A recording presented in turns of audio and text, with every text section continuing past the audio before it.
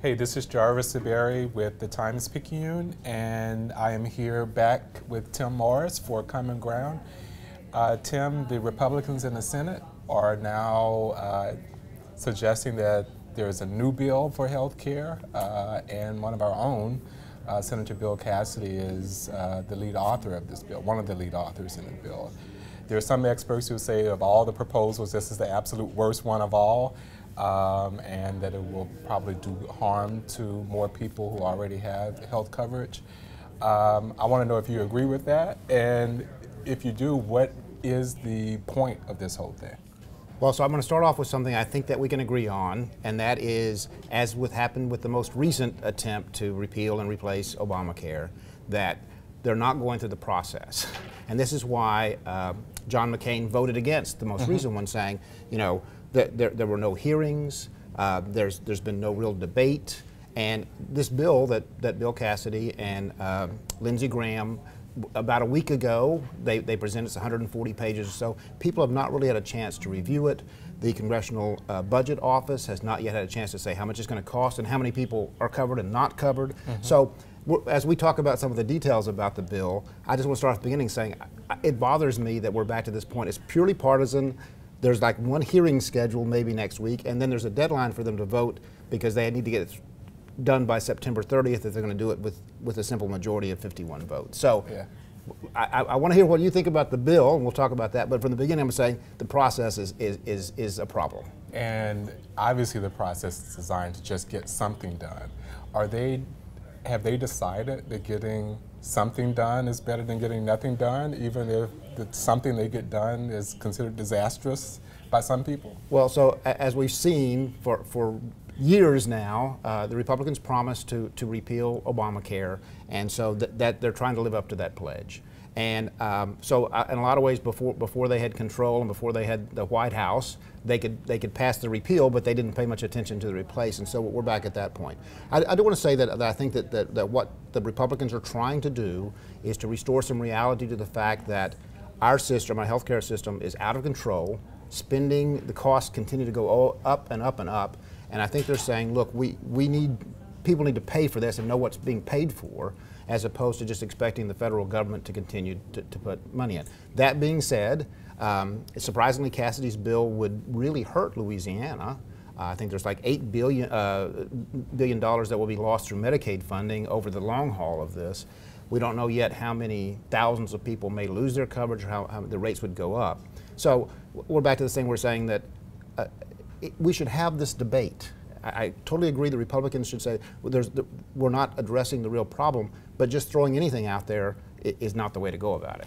And to throw something out there that seems to contradict the things that you've said before. A lot of Louisianians are talking today about Jimmy Kimmel's stand-up on Tuesday night.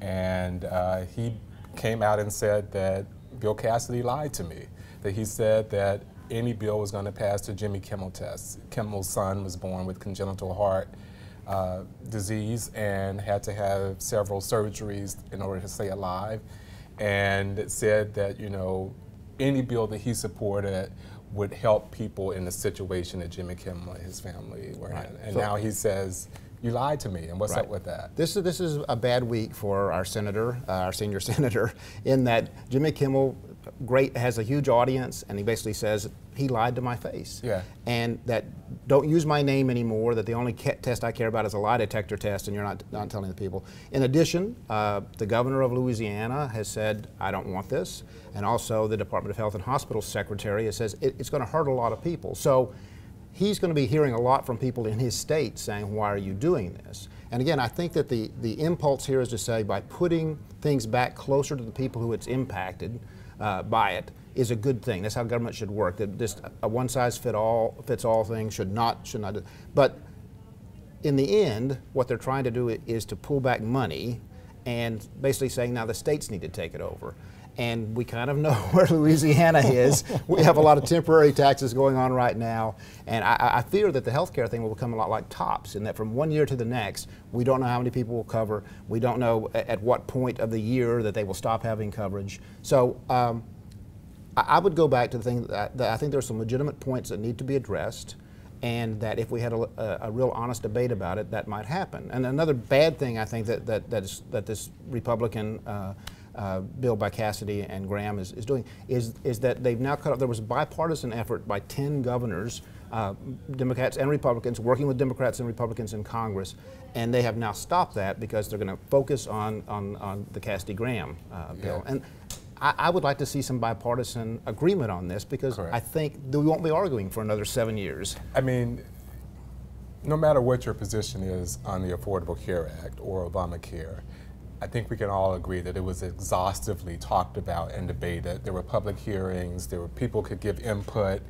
and what is disappointing to me about this process is what you said, that there is really no process. I remember hearing a reporter earlier this summer saying that, you know, she covered the Affordable Care Act and she's covered the attempted repeal of that this summer. And the difference is that when she asked Democrats, what's 9 years ago now, what is your goal? And they said, we want to have insurance for more people at a lower cost. Now, that hasn't always held up to be true. However, when she asked Republicans in 2017 what their goal was, is to get 50 votes. And so it doesn't even seem to be any type of philosophical mooring or any type of, this is what we want to provide. It is simply, let's undo what was done 9 years ago. And that's really disappointing. Right.